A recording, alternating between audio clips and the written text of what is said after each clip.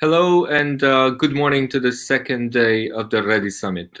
Yesterday was a very interesting day. We had a number of very high-level events. We kicked off in the morning with Željko Jovanovic, Dragoš Puzlaru from the European Parliament, and Georgia. And we had a very nice discussion about what do we think Europe should be doing when it comes to integrating vulnerable communities.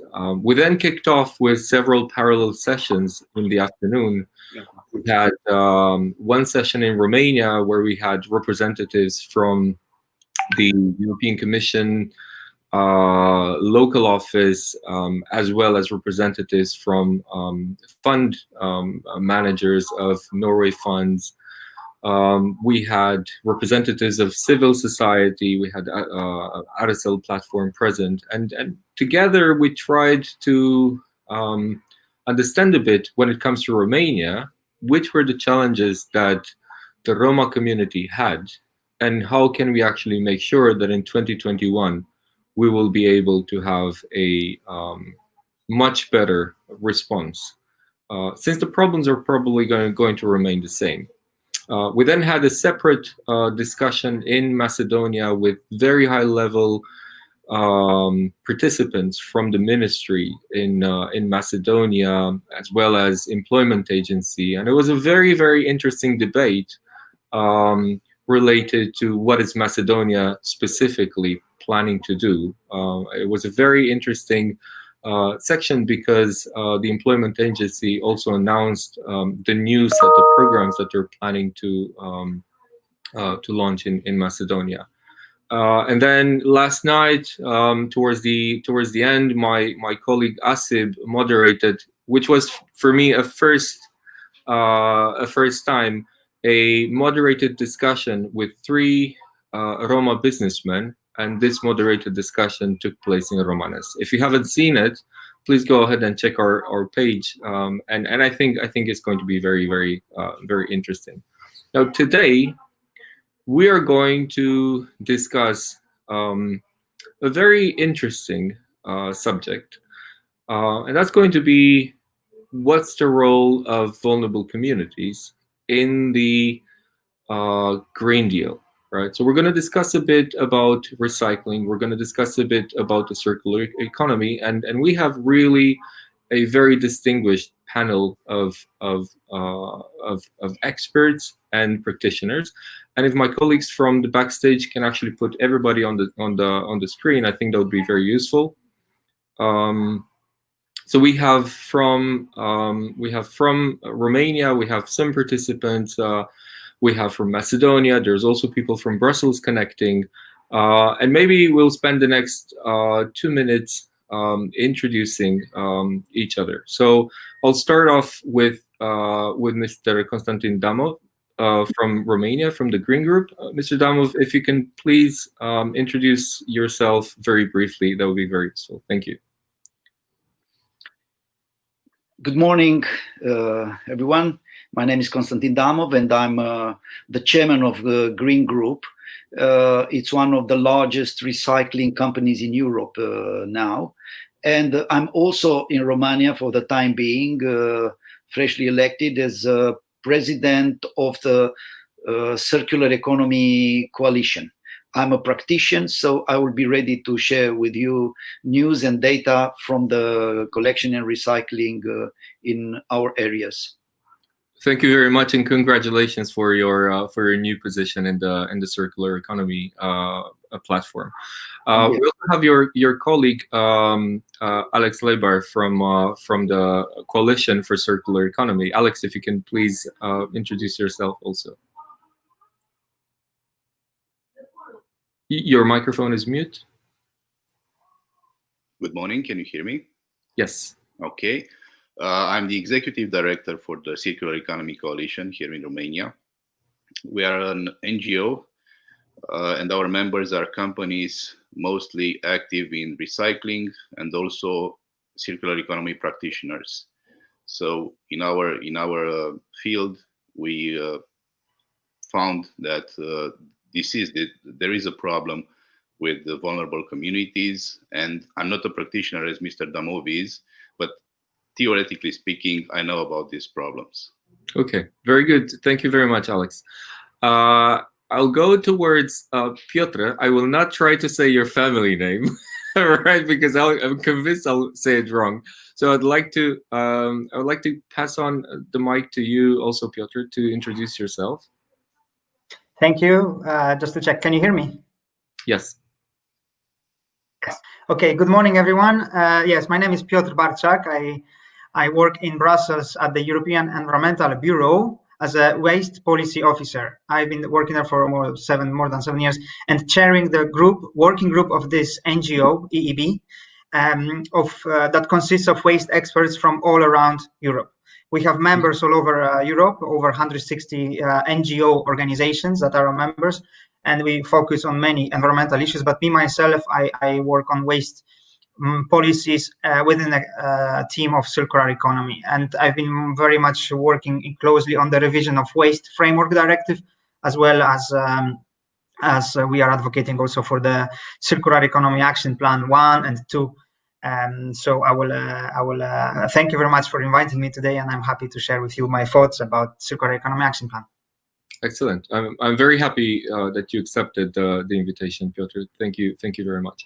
So we'll continue the introduction. We'll go towards our colleagues from Macedonia. So we have Antonio and Asib. So Antonio, if you would like to introduce yourself. Both of them are actually really at the forefront of doing things for the vulnerable communities. So Antonio first, and then Asib. Thank you. As you said, my name is Antonio Jovanovski. I'm the president or the managing director of Go Green, which is an environmental NGO founded in 2010. And yes, we work on the field with the informal waste pickers, trying to create a roadmap that will get them from informal to formal economy and organize them in a formal waste management system. We as NGO, we are happy to be also a member of EEB, and I'm glad to see Piotr and the rest. We are part of the waste working group, and it will be my pleasure to share our experiences since 2017. We have been working with informal waste collectors here in our country. Thank you. Thank you very much, Antonio. Asib?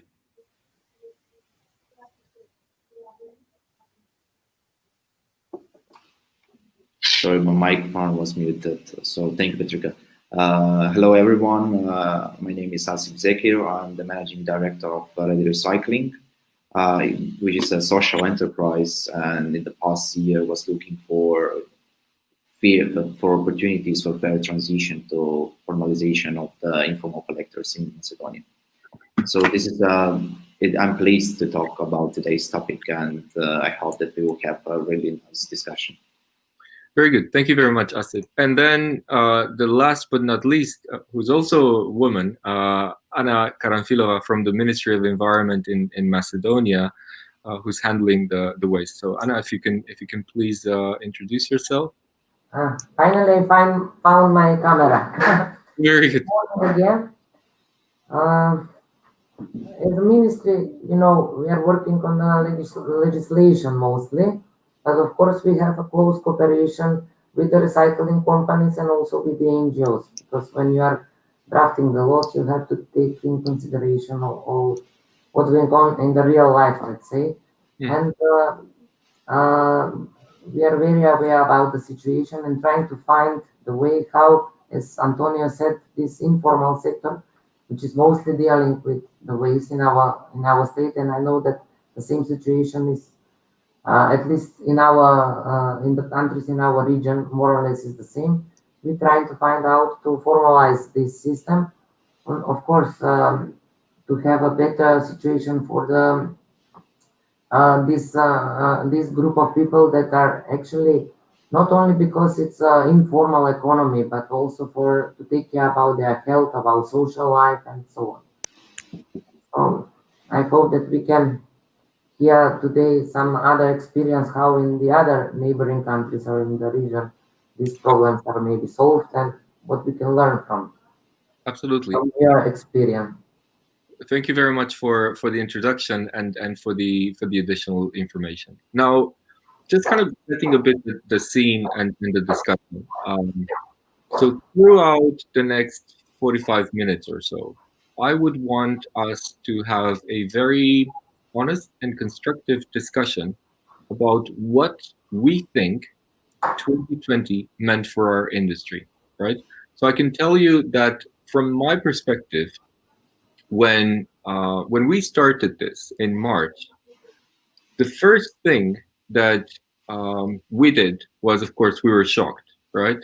And then immediately, my colleagues from the field, from Romania, from Macedonia, from Serbia, from Bulgaria, started bringing in reports of how this COVID crisis is felt on the field, right, by the people we work with in the Roma communities. And those reports were very stark. One of the things that Asib actually told me is, look, there are people who are supposed to be locked in their houses, but they don't have any food. There were people who were supposed to kind of go to work every day so that they sell whatever they collect, but these guys cannot go out of their house. But if they have to go out from their house, they need to get some protective equipment. And we tried to support them in some way, but we were not able to do that. What we've noticed throughout the year is a completely different approach that even we as civil society, but I think also government and the rest have shown. So at the beginning, everybody was very much kind of supportive with each other, showed a lot of solidarity, but that kind of sort of solidarity wore off, right? So I think at this point, people are maybe less thinking about the ones in the vulnerable communities. And I would want to kind of a bit challenge and have each of you comment on this. I think on the other hand, your industries might have been promoted or actually hit by the COVID. I don't know how this is seen. And I would like to maybe invite Mr. Damov to first give his stance of how he feels the industry is impacted by COVID. Well, the recycling industry, starting with collection, for sure. And for doing collection, you cannot do it under lockdown because you need the mobility. For any lockdown, we have official companies like waste management companies of the municipalities. They have been free to continue to collect.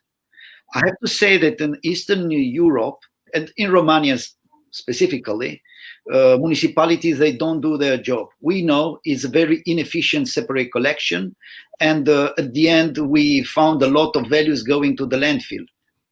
This is an opportunity. Actually, I will not call it informal, but I will say a complementary system of collection. And private entities or individuals, they found always in the trash of the city a lot of values they can recover, and they do it in a more efficient way. During the lockdown, we've seen a lot of decrease of the supply for us. Is it for industry of paper, it is for metallurgy, or it is for plastics or electronics? Because in Romania, with a rate of 5% recycling, 5-6% recycling rate, according to our data and our inputs in the industry, informal collection needs about 2 to 3% now, which means 50% of national target. And unfortunately, the lockdown was affecting and was discriminating the informal collection. And I would say not only informal, but also formal for small companies versus municipal collection. But it was for a short time.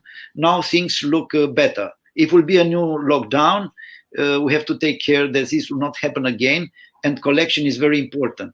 And I will say COVID and defective collection of the waste of the city, they can go together.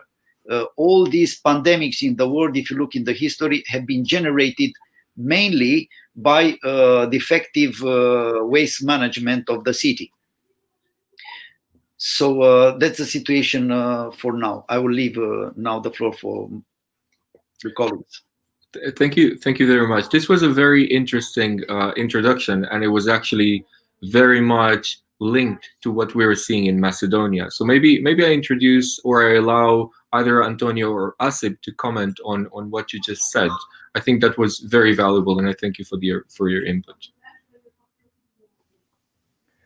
Well, okay, I can share thoughts. So in times of, as Mr. Damov said, the recycling starts with collection. And here in our country, from 70 to 90% of what is being collected as valuable materials, plastic and metal, is being collected by the informal sector. And this has been happening for decades. So basically, almost the whole waste management system relies on this informal waste collectors. During the pandemic, they continued to live as they were living before, either from not being enough informed or also not believing in the virus and in the pandemic, but also out of necessity. They couldn't stop because it's basically what they get as a daily income or weekly income, so they can meet ends. And we have been supporting with informing and giving them hygiene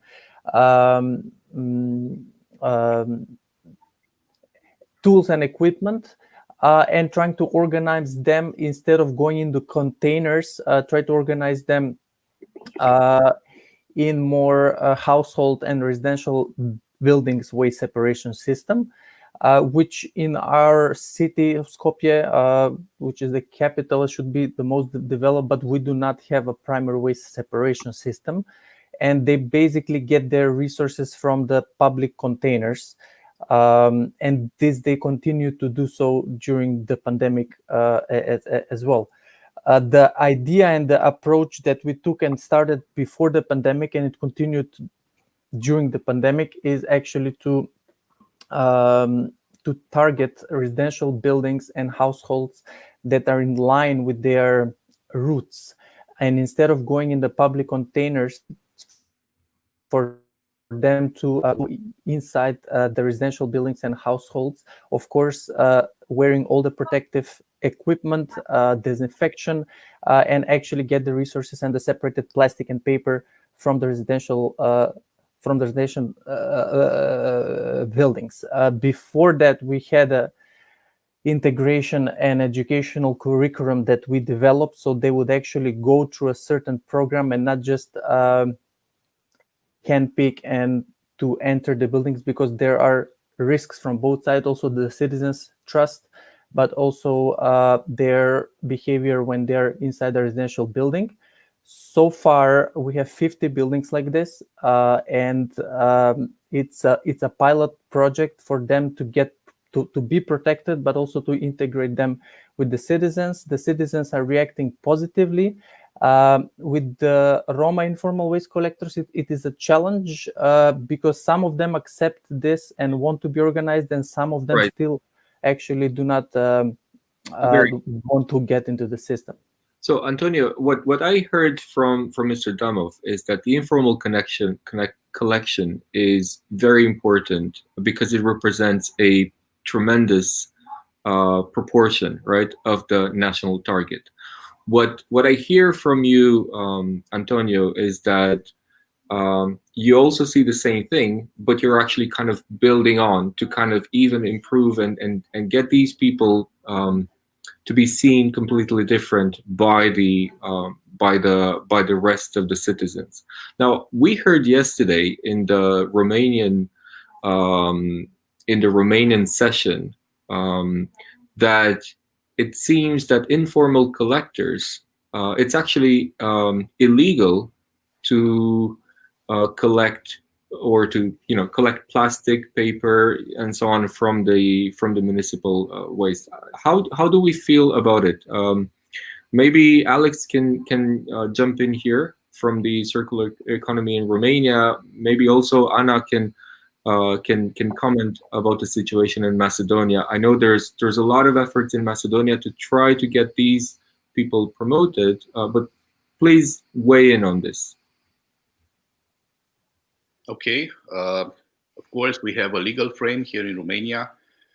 You have to be a licensed collector in order to collect recyclables, the part of the trash that has a value. This hasn't stopped the informal collectors to do their work because of the lacks of the systems. We witnessed that during the pandemics, of course, they have diminished their quantities because they couldn't operate like the legal collectors. But now they have started again to move on this market. These groups should be included. The inclusion is one of the main problems. Some of them are hired by recycling companies, by collectors, but still many of them are doing their work illegally according to the law.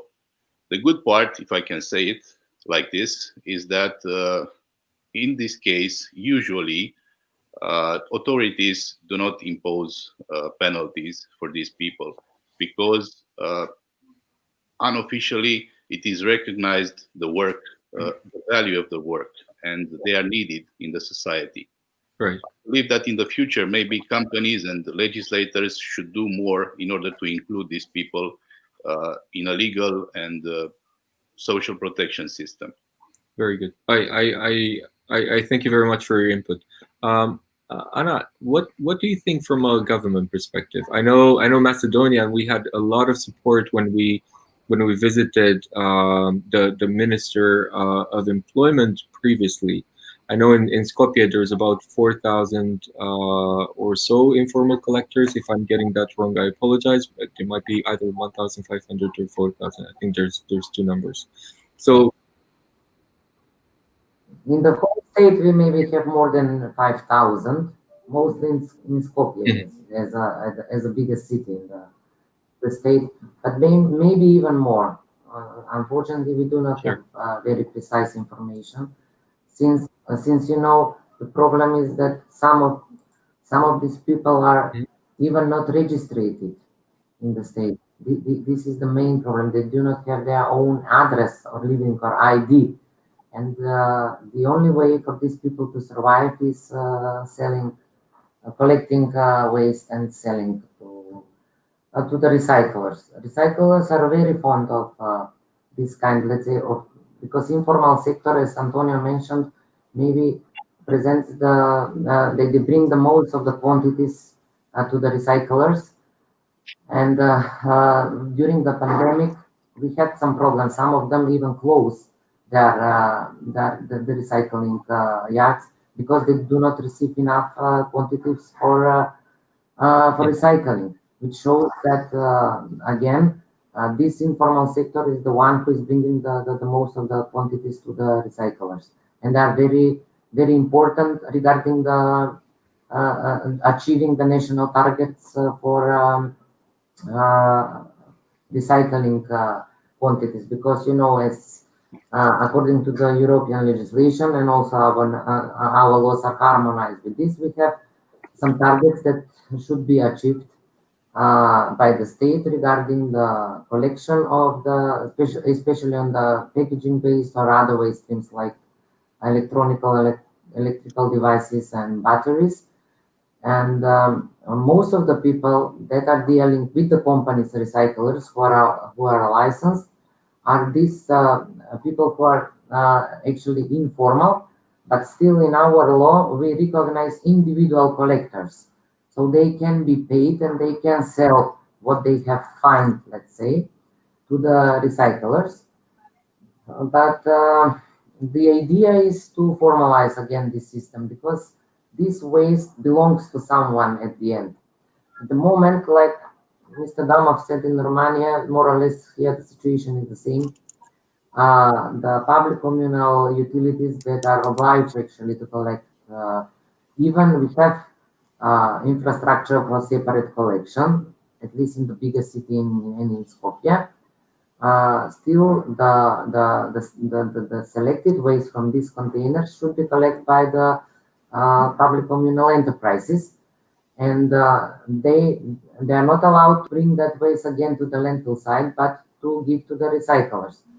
Unfortunately, this is not the situation. Sometimes they do not have enough vehicles, or they have other excuses, or like the same situation in Romania.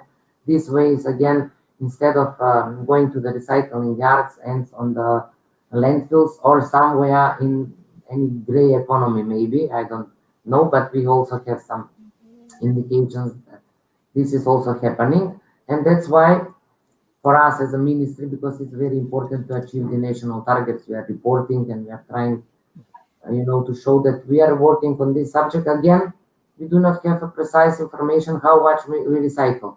Actually, maybe we recycle more, but unfortunately, we do not have any official information regarding this, because everything is going through some informal or illegal system. Right. This is what we are focusing on now, to put more strict, more precise rules within the laws, so everybody can find their place. Everybody will be satisfied. Right. And also, what is important, I would like to say, we have tried several times with our collective schemes.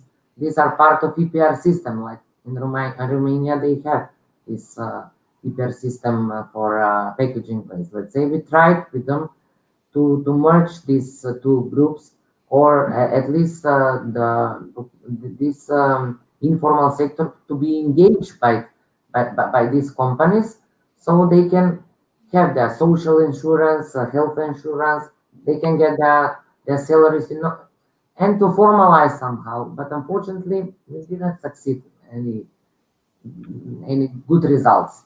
Maybe, I don't know, Antonio can say more about that. Right. So Antonio or Asib, do you want to comment on this? And then I would want to move towards Piotr. I would like to kind of so after we get Antonio's, then I would like to kind of see a bit the European kind of like angle. So Asib, if you want to continue. Yeah, I would just give a short backup to the price of the plastic that the last period has reduced, and maybe that's why the informal collectors were not motivated enough and were not able to collect on the field and to go to sell the plastic there. So this is how the idea for this whole initiative of recycling that we are leading it came from. Even though we can say that Roma people are really insignificant contributors to the environment, but the system and the stakeholders have built so far has not allowed it to formalize their job in the green economy.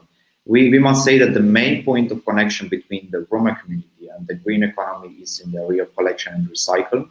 And this is where the fair transition to formalizing the Roma and the green economy actually comes from. So we should think about the ideas, and we should think about the options, how we can empower Roma collectors to pass that transition to formalize the Roma collectors. This is the main thing that we should focus on it if we want to solve the issues. Both the government and the society and the Roma collectors do not face with the thing that already happened in the last period, reduced prices of the plastic, and they were not having any existence for living. Right. Thank you, Asib. So, Piotr, I would like you to kind of mention, and I apologize if you're not prepared for this, but I think the discussion is going in this direction. So what we hear is that we have on one hand a large number of people who are unemployed and who are informally collecting. plastic waste, paper, and so on. These are needed because we have national targets and because everybody wants to live in a clean city and in a city where we don't waste our resources. So on one hand, we have this, which is a resource. On the other hand, we have a number of policy initiatives at the Brussels level where the existing targets of collection will actually need to be increased, right? So all of the countries are going to have to up their efforts. What do we think that would be the opportunity there to kind of link, something that is currently considered as a problem, right? So informal collection is not legalized. It's happening. We could probably organize people to do that even more. We have countries who have targets which are not reached. How can we actually balance this? What do you think would be the best approach from a European perspective?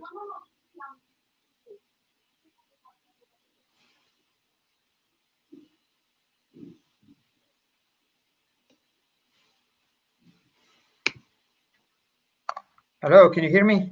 Yes. Yes? Okay. Sorry, I just disconnected. Okay, so thank you again. I wanted to start off with a statement because I've heard good contributions here. And indeed, I am working on circular economy and waste. But when speaking about inclusion of different communities, be it Roma, be it refugees, be it Africans, be it Eastern European, be it any kind of vulnerable communities, we have to see that waste management and circular economy can be part of the problem, but it's not an ultimate solution. The ultimate solution must be to break the systemic discriminatory system where we have inequality in education, inequality of job access to employment, stigmatization, and we need to improve that. We need governmental actions, efforts to improve access to basic needs such as education and jobs, and we need participating. So it's just to say that whenever we speak about those issues, it is not only to find complementary situation how those communities can help in achieving some targets, because it is quite instrumental. We don't want to instrumentalize nobody, be it Roma, be it other people. We want to, together with them, build a better future. So I quite don't like when we speak about complementary, because this is actually playing in the game of EPR systems that are not working well in many places in Europe, and trying to involve those vulnerable communities that will accept even small cash without addressing the whole of the problem, which is stigmatization, which is a lack of social security. So I will come back to EPR systems. But yes, you asked me about the European approach. And here, the European Green Deal that was announced about 1 year ago, actually, and then Circular Economy Action Plan in March this year, puts in place new measures to improve waste management and circular economy. And they come together with just transition mechanism. This just transition mechanism is especially addressed to vulnerable communities and also less developed countries in Europe, such as Eastern European countries, to put in some more money to either at industrial level, but also at social level, to include really everyone. The Commission themselves, very often they say that with the European Green Deal, nobody should be left behind. Okay, we are moving all of us as Europe towards better climate policies, less CO2 emissions, good well-being policies, but nobody should be left behind, really. So not only these are political statements, but there is also funding coming with it. And they put really a social justice, environmental justice at the heart of European policy, because they understand that European Green Deal will never be achieved if there is any part of society that is left behind. So yes, the policies of CAP, Circular Economy Action Plan, this year, from now on until 2024, will focus much more on product policies. And here I would like again to maybe step back from our discussion that speaks only about waste. I am also passionate about waste, but the whole idea of circular economy is also to address the beginning of the circle at the eco-design and products and repair.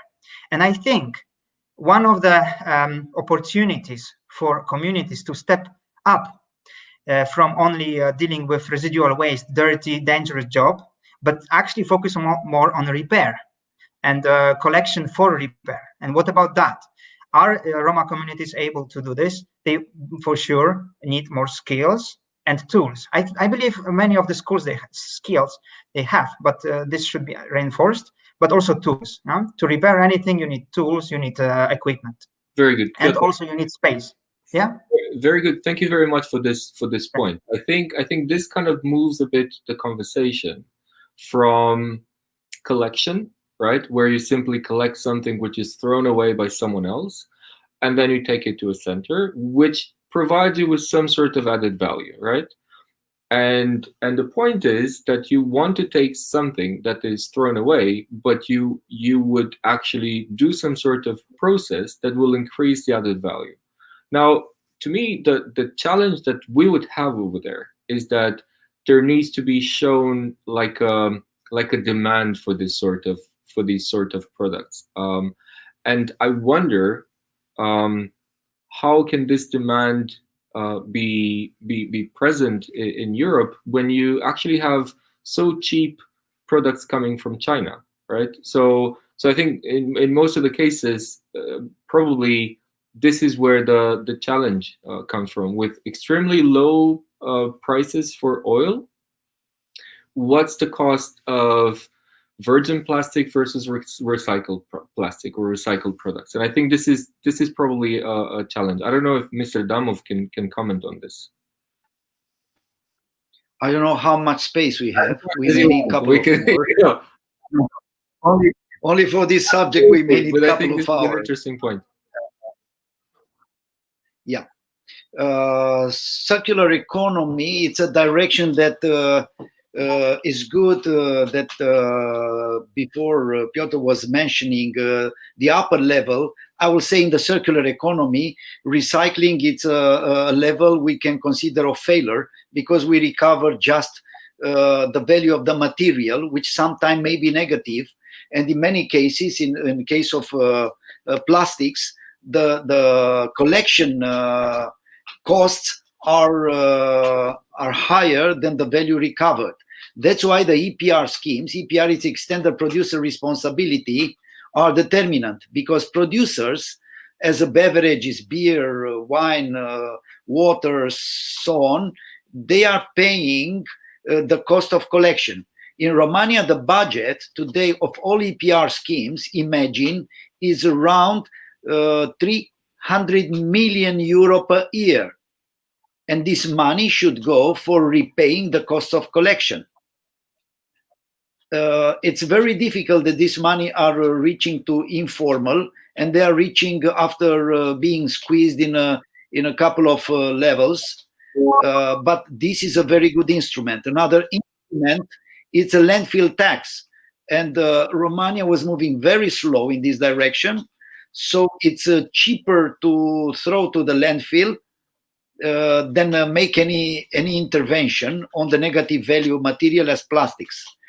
In Macedonia, I heard it's even worse, or Serbia, or this region, where landfill, it's almost nothing. It's I don't know, few euro per ton, and that is attraction for municipalities to go for the lower cost. Separate collection is a very high cost.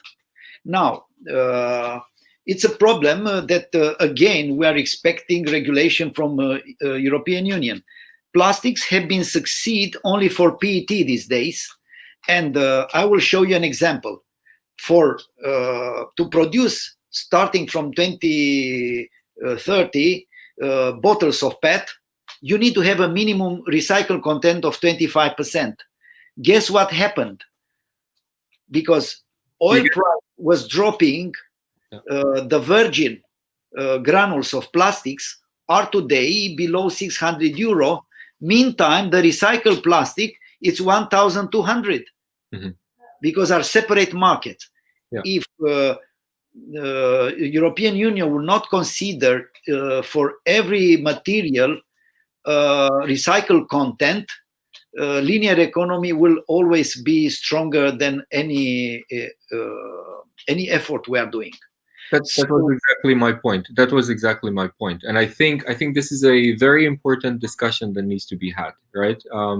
Because when my colleague Asib was telling me about the business plan of REDI Recycling, one of the stress case in his business plan was the amount of plastic that he would collect and the cost of the plastic that he would sell. And then we kind of narrowed down on, you know, on that point, and we said this is a huge risk because we don't think that price is probably the right one.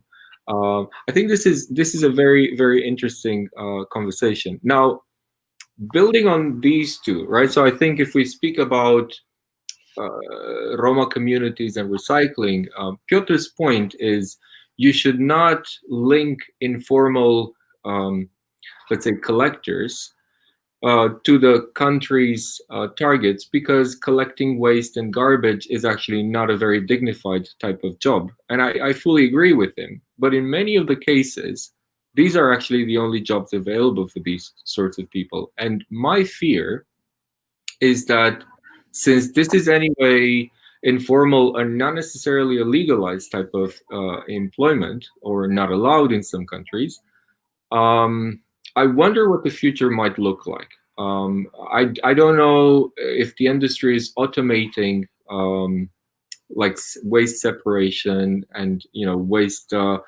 collection. I think there's a lot of initiatives, and I really wonder whether this is yet another of those sectors that might actually be automated and push out people even from this very small source of income.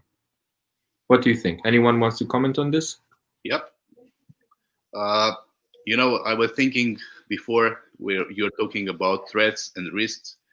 Nowadays, we are talking in Romania about DRS, deposit return system. Probably it will be operational in 2022. This is, in my opinion, a big threat for the informal collection, because the quantities that will be available for Roma people to collect will decrease dramatically, and they will find themselves without any income. I believe it will be very hard for them to survive. But the good part is that we have at least a year and a half to try to integrate them into the collection companies, into the legal systems of collection. And I believe that government and also companies should step up into this. And maybe REDI can mediate this. Right. This is a very good point, Alex. Thank you for this contribution. I think we've already started the conversation in some of the countries, and since REDI is a, let's say, I'm going to call it multinational, although we're a non-profit, but we have teams in several countries as well as representatives in Brussels. I think, to me, it's extremely important to try to bring in some sort of a European aspect to this, right?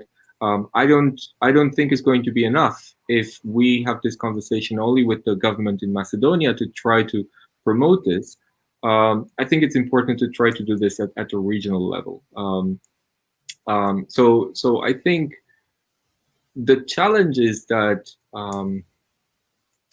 governments, you know, I see a lot of support and a lot of let's say commitment at the personal level, but I understand that there's a number of other barriers which are present, and I don't know if Anna would want to maybe challenge and maybe build on a bit on what Alex was mentioning about this.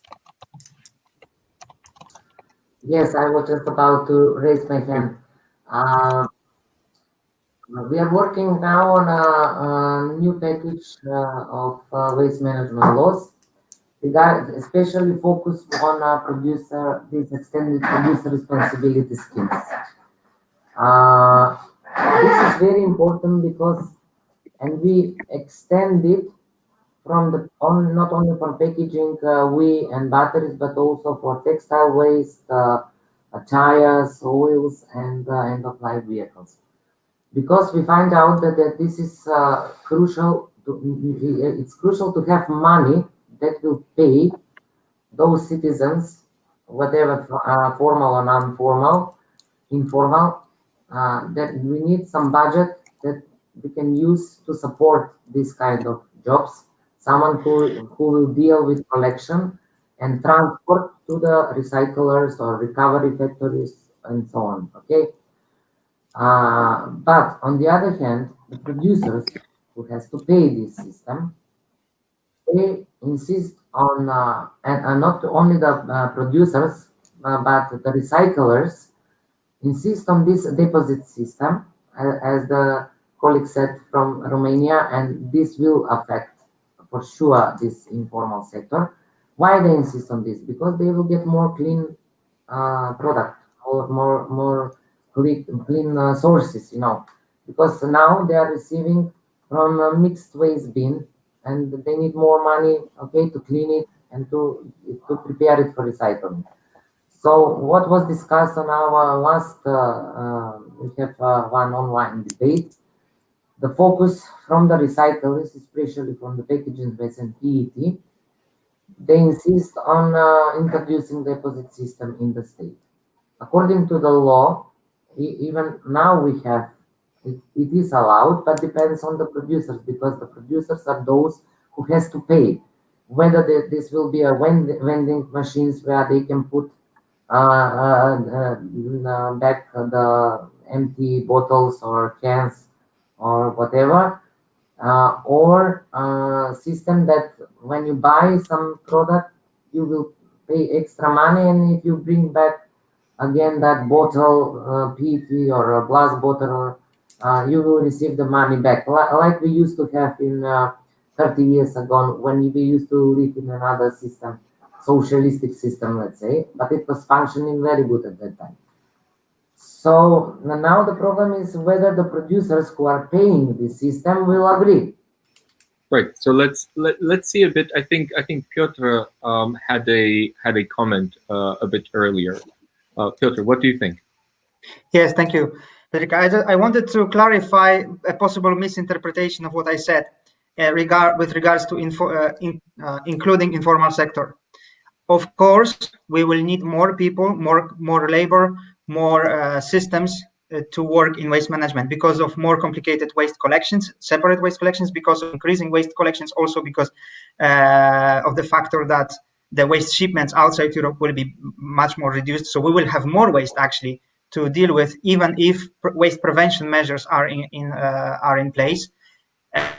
So we have to include today's informal waste pickers. But what I meant is that governments at any level, national or city level, cannot depend on informal waste sectors. They have to be formalized. In fact, saying that there is an informal sector and they are doing a lot and we have to support them, it's a failure of the state, I would say. There is no place for informal work, because informal work always will bring some distortions, some criminal acts, and it's opening doors also for other actors.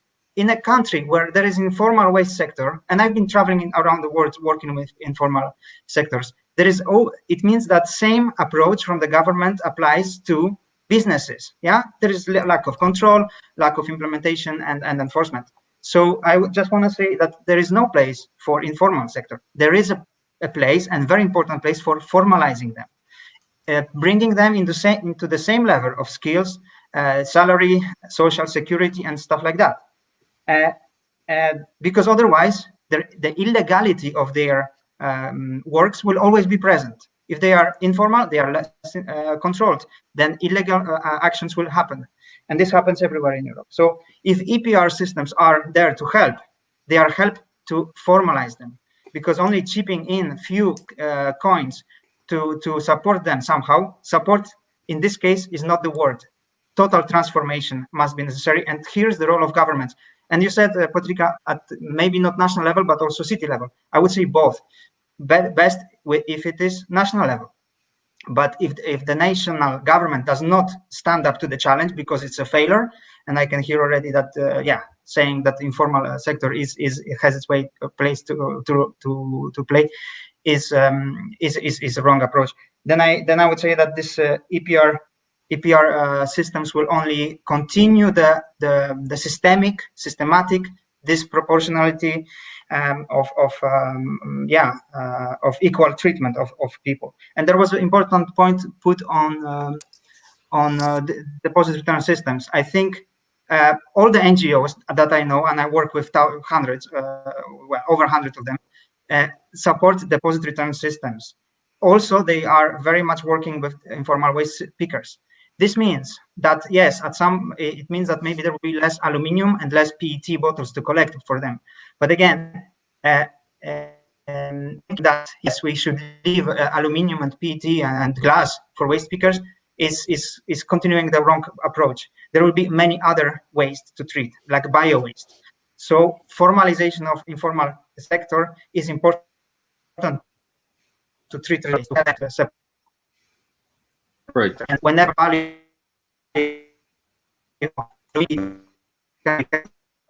should be. Thank you. It was a very honest contribution.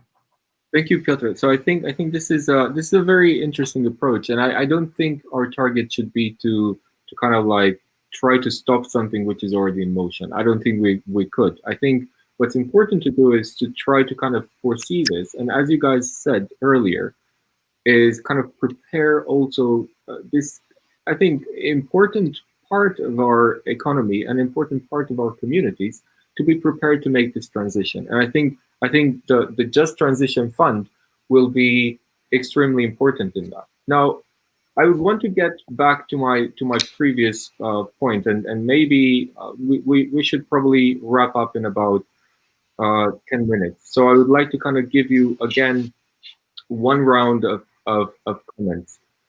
What do you think? Where do you think we are now, and where do we think the industry is going to be in about 5 years? And if you can, in your answer, it'd be very useful if you try to include also where the vulnerable communities, which are currently active in waste collection and recycling, where do you think they should orient themselves? So maybe we start with Mr. Damov, and then we continue. Well, I will start with the last sentence. So where these communities should be, they are already included, but we just call it wrongly, and we didn't enough effort to consider them part of the solution. As was said before, the level of collection and also reusing will raise a lot of opportunities. I know these people, they are very opportunistic.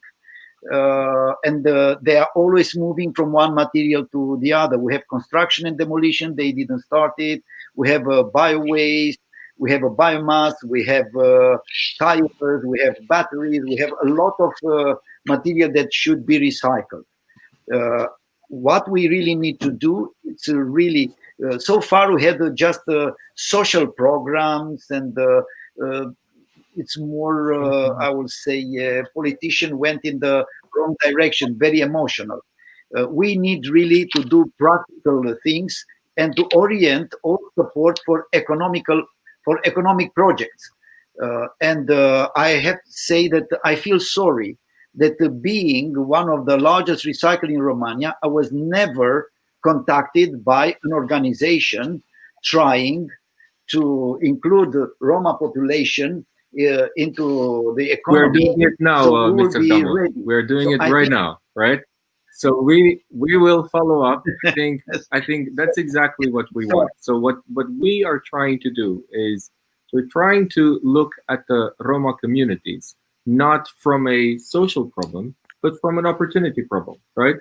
So and using business and the economic value that they can create in one of the economical streams, right? Value-added streams in a company. So I think it's extremely important to start looking at these communities. And thank you very much for raising that point, not through an emotional and social lens, but through actually what they can do for the country, for the environment, and for our economy.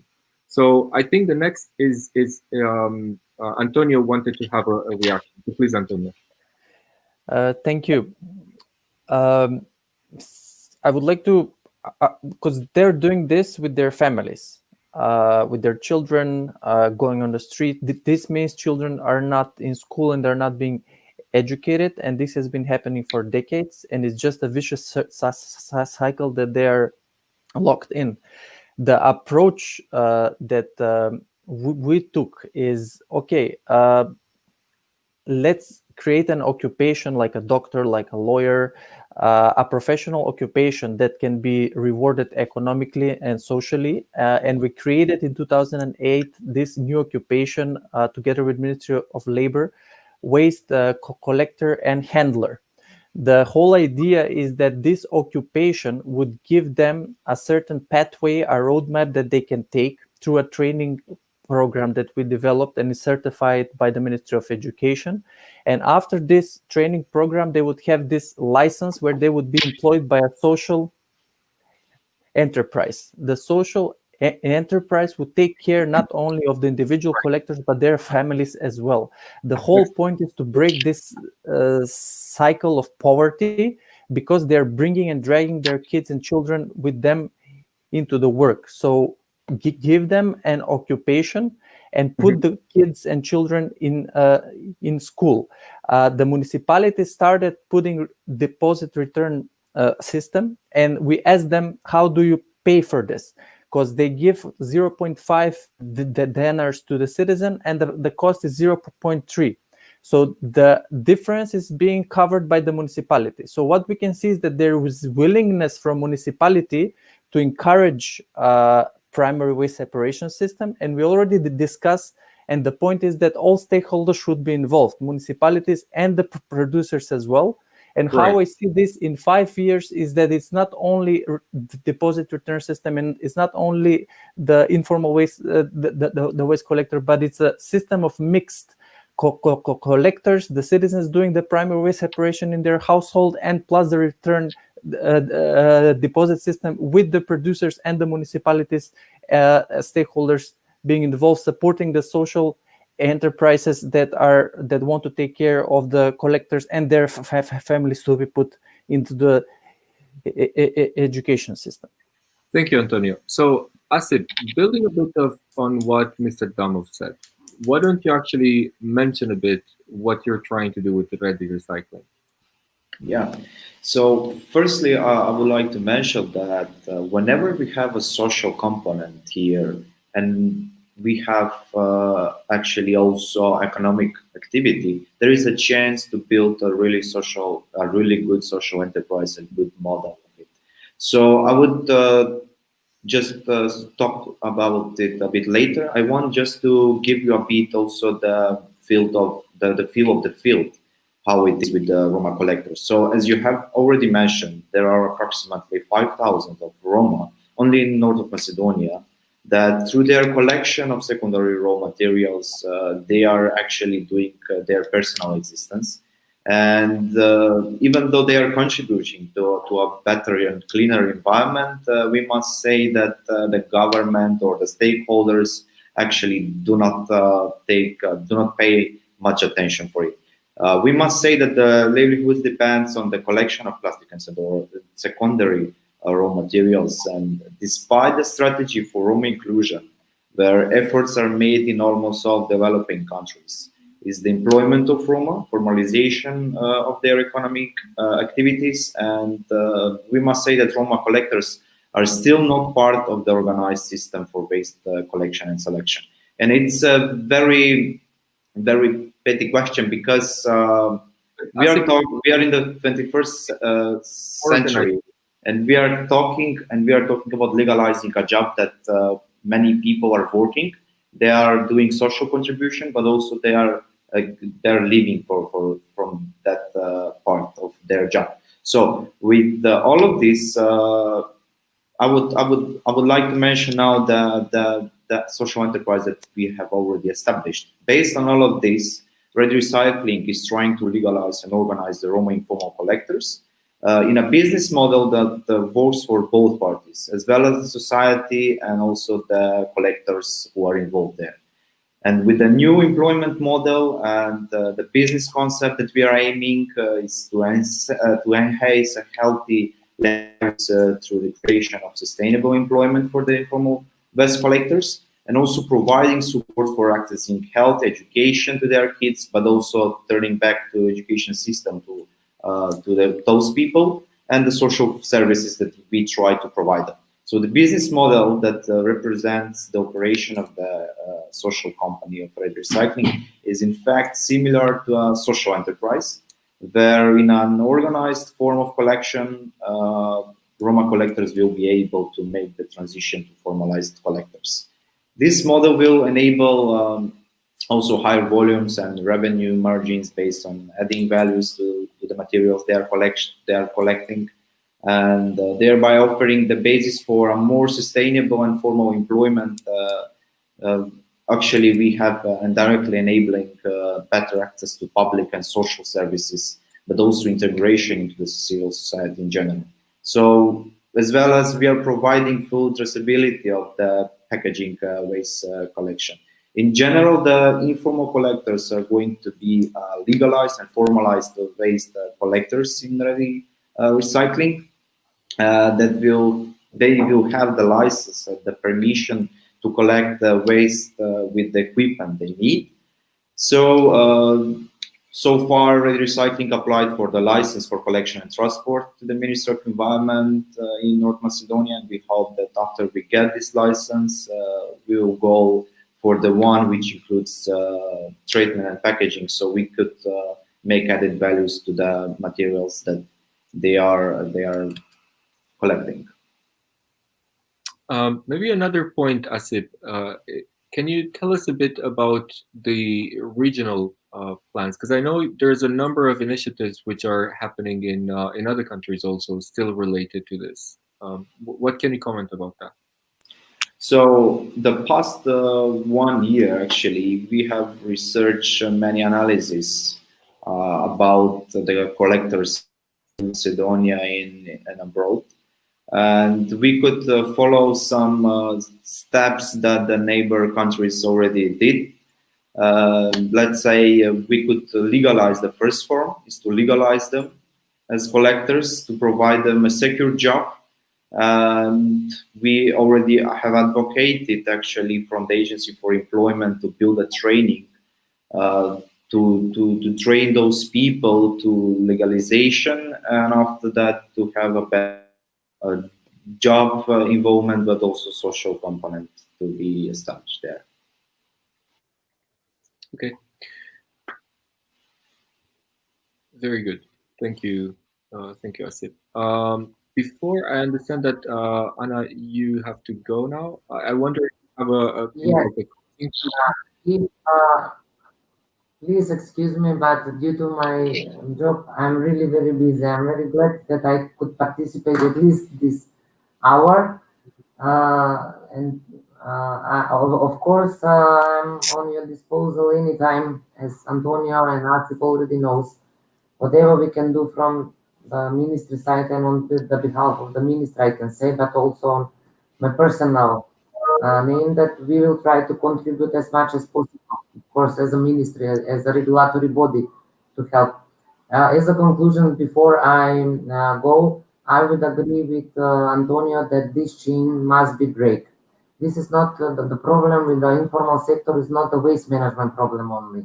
It's a social problem, it's an educational problem, it's a completely new lifestyle for these people. We have to do that, and all of us will have to contribute, not only the Ministry of Labor and Employment and Education, but you know, these people need to understand that for them it's better to have a proper job, 8 hours per day, to get the salary at the end of the month, not day by day, not to keep their children together with them, but to bring to the kindergartens. They will have enough money to pay because the state kindergartens are not so expensive, and we have them. And I think this is the problem that should integrate more stakeholders. It's not only the waste management problem, okay? Right. With these cities, no, because they want to contribute, they want to work, but sometimes when they are offered a job, they are not. I don't know why. I don't know what. Sometimes they do not have a proper education to be, let's say, employed by the municipal public communal enterprises, because the law is like that. But with this diploma that Antonio mentioned, and they can get some proper education, get some skills, they can be employed by the private sector, by these EPR schemes, because actually that's why they exist. EPR collect money, and they will need to finance this system, and part of this system are the collectors, and these people should be I hope that in few years we are not going to talk about informal sector, but we are going to talk how we formalize this sector, how we find enough workers, because on the other side we always have a demand on workers. The companies, recyclers, are complaining that they cannot find workers. Right. Now we have to merge and connect all this. Yeah, but I think we can. I'm by far no expert in employment, and I'm by far no expert in Roma either, right? What I could imagine, that there's two components. One component is the salary that they would be getting would be probably the minimum wage, and they might actually be making more money in the informal economy. That's one. The second thing is there's probably also behavioral change that needs time, right? So, and as well as a lot of technical assistance from social services and so on. So the behavioral change is, when I'm collecting plastic, I can choose my own hours as well as taking care of my kids and family and so on. If I don't have a kindergarten or a school for the kids, I will take them with me to collect, maybe not because they're going to collect the plastic, but because I can look after them, because I don't have anyone else to look after them. If I go to work from 8 o'clock in the morning till whatever, 6 in the afternoon, that might be one challenge. The other one is, if I'm making my own budget, and I know that in the evening I'll get some money and then I use that money to buy food and so on, I will more or less kind of like get used to this. So I cannot really wait for 30 days until these guys are going to pay me. So I really think that this needs to be, as you rightly said, needs to be approached from several angles. So you need to have some people who needs to support. There needs to be some sort of grant money to kind of subsidize a bit the salary, for, at least for a period of time, to allow the person to kind of make maybe some sort of savings so that he can wait until the end of the month when he's going to be paid. Right. So I would not want to make this meeting longer. I think the discussion was fantastic. I thank you all for your time. I will allow you to have some sort of closing remark after this. But before that, I would really like to thank all the 450 or so people that are watching us live on Facebook. We know from our experience that this program is probably going to be watched by between 10 to 20,000 people in Europe. So I think this is probably going to be very very impactful. So before that, I would really like to allow you to give a message of, let's say, 1 minute, with a closing statement and a message that you think people should hear from you. So we start in the same way. We'll start with Mr. Damov, and then we'll go to Alex.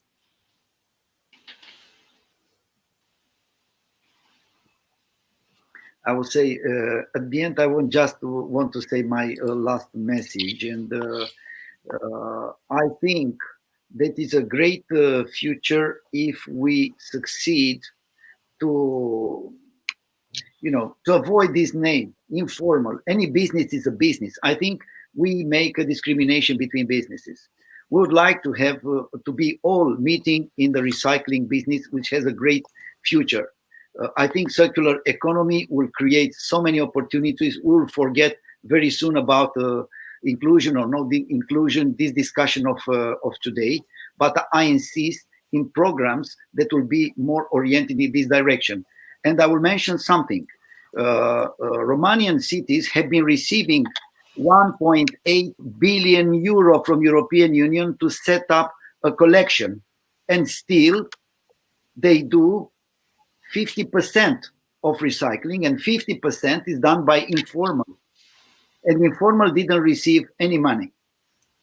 Potential is there. Just imagine if you inject the same amount in informal collection, transforming it into the real collection, which is formal. And I believe that all these people, they have so good skills. We have about 10% of our employees from Roma surrounding communities where we have our plants, and they have absolutely great skills, and we believe they can do that well. And also in my mind was coming, why if lawyers, they can have an independent diploma or any other, why waste management workers, they cannot enjoy this position? In any case, we are looking forward, so the industry should really meet the organization of Roma communities. We have in our plan of CSR in the next year to do such a program of inclusion, but we really need to talk with the organization representing these people. I can quickly answer to your question. Why do lawyers have liberal profession and the others not? It's easy, because the lawyers know what to say and how to fight the system, right? Informal collection, you know. But also in the Roma, you have the people singing. So those singers, they have an authorization to sing. They are integrated from the fiscal point of view. And what we need is a recognizing of this activity, you know, in the book of economic activities, and to be included in the I would say fiscal frame. So everything will just look fine. Absolutely. Let's try to take this as a homework, and I'm really all for this. I think we really need to challenge the people, and for sure we can make a change there. Thank you very much, Mr. Damov. So Alex, your message. Yeah, I totally agree with the previous speakers, and I believe we need a disruptive system change in order that in a couple of years from now we will not talk again about informal collectors and the disadvantages that comes with this status, but maybe we could be talking about how Roma people integrated into official collection schemes and how they evolve to the next level, which is repairing and refurbishment. You know, in Romania, Roma people are well known and recognized for not only for the skills of collecting, but also for their practical handcrafting and also traditional jobs that they have they did all over the years. They are well recognized into metals, for example. So why not? These skills cannot be translated, let's say, to waste of electrical and electronical equipment. With a little bit of school and a little bit of support with tools and space and everything else. I believe this is achievable with all the actors involved trying to support this idea. Thank you, Alex. We go to Piotr. Okay, thank you. Yes, closing remarks.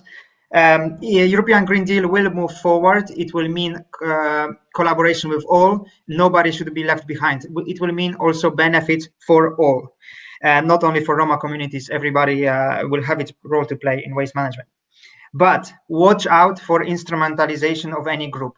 We know that some groups that are vulnerable can be easily manipulated because, as said before, maybe they don't have this education and they will agree for even smaller salaries than they should. So watch out instrumentalization, because also those of you who work in this field, they know that waste management is a big gray zone. There is a lot of criminality happening there in terms of fiscality, for example. So I would like to protect every community from this. And that's why there is an important role to play by the governments. Governments must be regulators, must be a platform obliging industries to pay their role, to pay their share to support and formalize. It should not only be done between industry and waste pickers, as suggested by the previous speaker from the government. Not only through industry, yes. I invite you to check all NGOs working in this field, EEB, but also Go Green, Antonio, but also Gaia, Viego, Grandrec. There are many associations assembling the voice of informal waste pickers. So to work with them. So governments have to be serious about regulation and really not leaving the things to the industry to deal with it, because CSR is a tool to greenwash very often, and I'm afraid this is not the way to go. Watch out stereotypes. I again heard few sentences today that the Roma people simply don't want to do things. I think this is a quite general stereotype and generalization, not good. And finally, remember about repair. Repair is much higher than recycling, and repair is labor intensive. And this is where dignity work can be done cleaner, safer, and much more appreciated as well. So yes, that's from me. Thank you for invitation, and I will share. Yeah, please contact me whenever you want, or Antonio and other NGOs. We are here to help you. Thank you. I thank you very much for this very strong message. I also agree that we need to reintroduce this repair mentality rather than throwing away of products. And I think that's going to create jobs in Europe, and I think that's also going to prevent additional waste being created. So thank you for this very strong message. We go to Antonio and then Asib. Thank you very much. Well, for me, education is the key to break out of this cycle. At the moment, I think that the social enterprises approach that me and Asib are developing here on the field is very important. So I would see a collaboration between the municipalities, the public communal enterprises with the social enterprise and the collective scheme companies. I think that the stakeholders need to be put together, and municipalities need to support the social enterprises in terms of the transfer station, in terms of establishing primary waste separation system in the households. And on policy level, we are trying for a municipality to have a pilot approach with how they pay, how we pay for waste. Now we pay for waste based on square meters. We try to push that we pay for waste based on how much we produce. When citizens start to pay on how much we produce, then we'll start to separate, because what we're going to separate is not going to be in that price. So we encourage municipalities to go with this approach, to encourage the citizens to separate their waste, and also support the social enterprise that would employ and organize and put them into some educational process at the moment, the waste collectors. I definitely support the repair phase, and I think also, again, education on vocational skills and upgrading their expertise on repairing for the collectors is also one of the future, because not only the deposit return system will have less resources for them, but also the first principle of waste is prevention. If we go to prevention of waste, then it will definitely have less and less waste to be collected. So that's why we need to explore as well the repair phase, again with education and upgrading of their vocational skills. Very good, Antonio. Asib. Yeah, I'm really happy and pleased to talk actually about this topic. I can say that REDI Recycling has already started organizing the Roma informal collectors and legalizing their job, but also looking for increasing their dignity. We should remember that to spread this message, that the society should not understand the Roma collectors as the last class people, but as people who work and contribute to this society. And if we unite our forces, we can improve a better quality of outcome and also empower the Roma in green economy. Thank you all for your speeches. Right. With this, before closing, I would like to announce that today at 12 o'clock, we'll have the Moldovan Youth Orchestra, who's going to play live. Unfortunately, not in front of us, it's going to be online. So that's going to be at 12 o'clock. At 1 o'clock, we have a very, very interesting panel discussion focusing on Bulgaria. Unfortunately, we decided that this is going to happen in Bulgarian, but we have very high-level people from the Bulgarian government who are going to speak with our partners on the field. And the topic is going to be, again, what do we think is going to happen for the Roma community in Bulgaria, and how the recovery and resilience plans are going to be used to support those people over there. In parallel, we'll have a similar session in Serbia, where, again, we'll have high-level officials from the government speaking to the people on the team. There's going to be an additional a person speaking about recycling and the collectors and organizing the collectors in Serbia, who's one of our colleagues. So I think that's going to be an interesting one. And tomorrow, tune in again for 10 o'clock. We have a very, very interesting talk on digitalization and the future of work for the Roma. With this, I would really like to thank the panelists. It has been an extremely interesting conversation with you. And I'm really looking forward to continue this conversation in the next months. I think we've managed to find a number of interesting angles to take. Once again, thank you very much. Thank you too. Thank you. Have a nice rest of the conference. Thank you. Bye-bye. Bye. Bye-bye.